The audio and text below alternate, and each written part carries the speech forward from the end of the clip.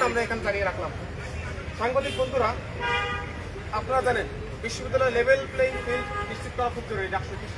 এতগুলো ঘটনা ঘটছে, লেভেল প্লেইং ফিল্ড কিন্তু আর থাকছে না। আমরা দেখছি বিশ্ববিদ্যালয়ের প্রশাসন কারো প্রতি বায়াস, কারো প্রতি নিরপেক্ষ থাকতে পারছে না।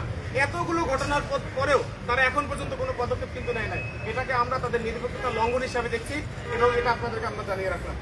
আপনারা জানেন যে নারী ভোটার যারা আছে আমাদের 41 জনকে ভোট দিতে হবে। একজন শিক্ষার্থী যদি 41 জনকে ভোট দিতে যায়, তারও নামগুলো দেখতে দেখতে ভোট দিতে দিতে একজনের 5 থেকে 7 মিনিট মতো সময় লাগবে। তো 4টা-5টা করে হল এক একটা ভোট কেন্দ্রে নিয়ে আসা হয়েছে।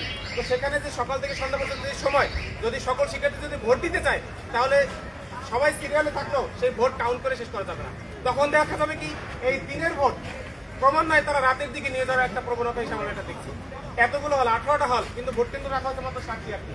এগুলোতে কিন্তু কখনোই সারা দিনের মধ্যে ভোট কভার করা যাবে না।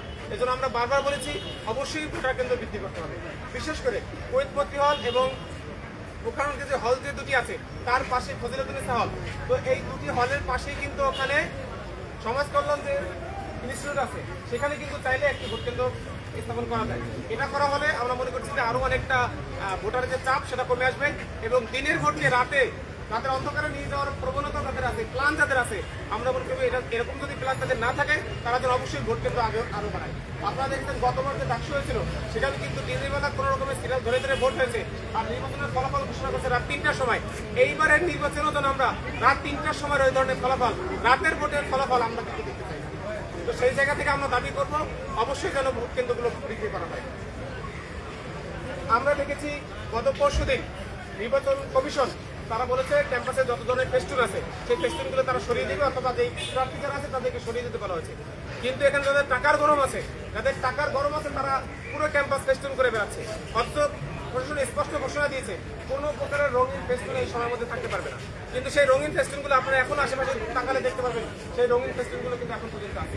প্রশাসন নিজেও সরায়নি এবং ওই প্রার্থীদেরকেও সরানোর জন্য কোনো রকম চাপ প্রয়োগ করেনি কিংবা বাধ্য করেনি। তো যদি প্রশাসন এই ধরনের বাধ্য না করতে পারে, এতটুকু গার্ডস, এতটুকু সাহস যদি প্রশাসন দেখাতে না পারে, তাহলে এরকম একটি ডাকসু, এরকম রাজনৈতিকভাবে উত্থাপনকে একটি ডাকসু তারা বাস্তবায়ন কিভাবে করবেন, আমরা সেই বিষয়ে আমাদের শঙ্কা জানিয়ে রাখছি।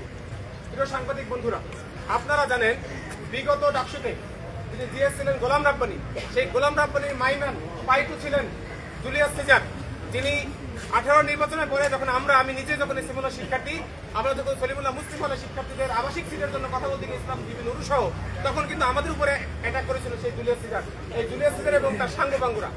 সেই ডাকসুর পরে আমরা সেটার অভিযোগ দিয়েছি। প্রশাসন এখন পর্যন্ত কোনো উদ্যোগ নেয়নি, বরং 5 আগস্টের পর এখন আমরা দেখছি সেই জুলিয়াস সিজার সে আবার এই ডাকসুতে ভিপি পদে পদপ্রার্থী হয়েছে।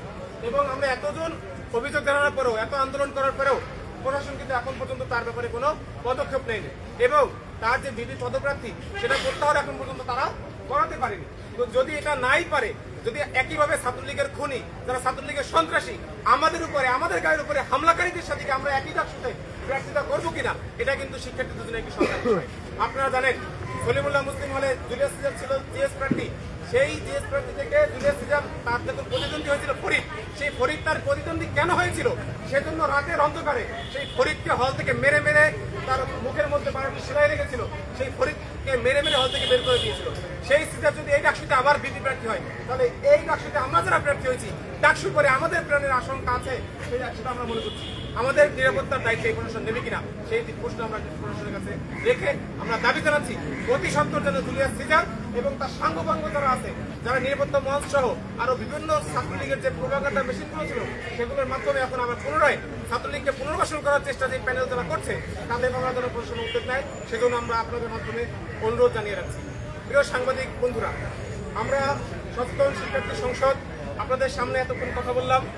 আমাদের দাবি থাকবে আপনারা আমাদের কথাগুলো তুলে ধরবেন এবং এই ডাকসু যেন একটি ক্ষমতার লড়াই না হয়ে ওঠে, এই ডাকসু যেন টাকা পয়সা উড়ানোর একটি লড়াই না হয়ে ওঠে, এই ডাকসু যেন শিক্ষার্থীদের অধিকারের জন্য একটি মাধ্যম হয়ে ওঠে, এই ডাকসু যেন শিক্ষার্থীদের অধিকার আদায়ের একটি টুল হিসেবে ব্যবহার করার সুযোগ পায় শিক্ষার্থীরা। আপনাদের জন্য আমাদের সবাইকে সেজন্য সহযোগিতা জানানোর জন্য অনুরোধ জানাচ্ছি। আর যদি আপনাদের কোনো প্রশ্ন থাকে তাহলে আপনারা প্রশ্ন করবেন। আমাদের ভিপি প্রার্থী ইয়াসিন আরাফাত আপনাদের প্রশ্ন শেষ।